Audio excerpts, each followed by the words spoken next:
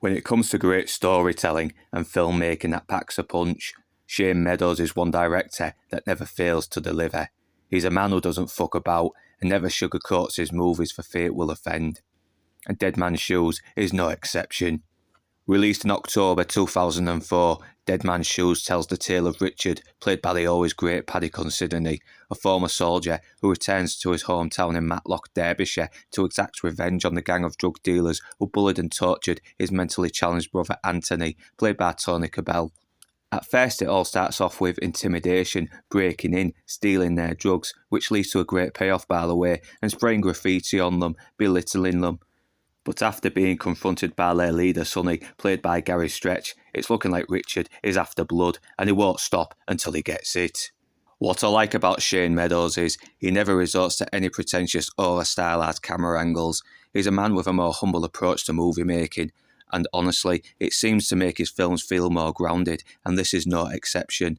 The shots of the Derbyshire countryside are grimly beautiful, and the small town of Matlock itself looks so inviting.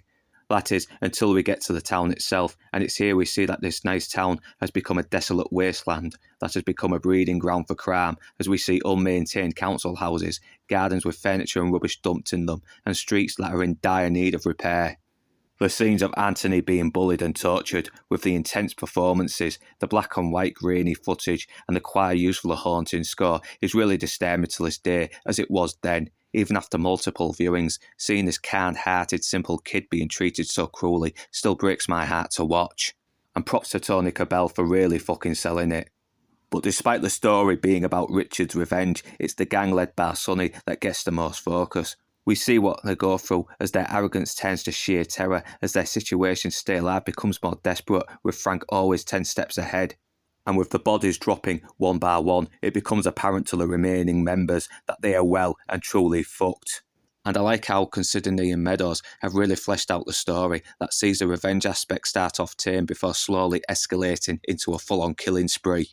Co-writer Paddy Considine is on beast mode as Richard, a man with nothing to lose, and is very much not the same guy he was before he left for the army. He's living in an abandoned farm, sleeping on a discarded mattress, but he's also skilled in using his environment to his advantage, deploying psychological warfare, which he uses to both intimidate and mock his victims, making them suffer the way they made Anthony suffer, breaking them down one by one before he finishes them. Tony Cabell thankfully doesn't go full simple Jack as Anthony. He plays the role with just enough innocence to make you sympathise with him. Both he and Paddy convince as brothers, and the scenes of them together does add some humanity to the nihilism. But as we learn more of their relationship, we start to see hints that Frank may not have been the best brother he knew he could have been, and that the regret and guilt has haunted him ever since. Credit also goes to Neil Bell, Stuart Wolfenden, Paul Sadat, Seamus O'Neill and Gary Stretch as the gang members, and they do actually come across like people who have had some history together. They portray them more as real people and not two-dimensional villains, almost to the point where they become sympathetic once their situation becomes desperate. And occasionally they do bring some much needed humour to the proceedings that thankfully doesn't dilute the dark and serious tone, and thanks to the actors improvising in certain scenes, the characters feel fleshed out and their interactions do come across organic. But it's the introduction of Mark, played by Paul Hurstfield, is when the movie takes a surprising turn. He's a former friend of Sonny's, disgusted by the way Anthony was treated but guilt-ridden for not doing anything about it.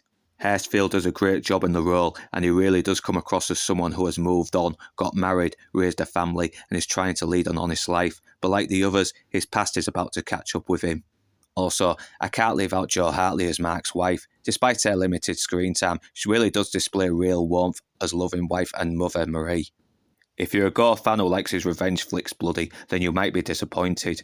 With the exception of a couple, the killings are mostly hinted, but it doesn't stop them being disturbing, especially the more, suitable reveal of one of the members. Overall, this is a disturbing, hard-hitting, but an honest, raw-gripping revenge drama that holds a mirror to broken Britain, with disturbing moments that will stay with you long after your first viewing. And even better, it's on YouTube for free, so if you've not seen it, click on the link in the description below, but do it quick before YouTube takes it down. And whether you beautiful bastards are Northern English or not, thanks for watching. And do remember to like and subscribe. But right now, that's me done, and I'm off to the pub.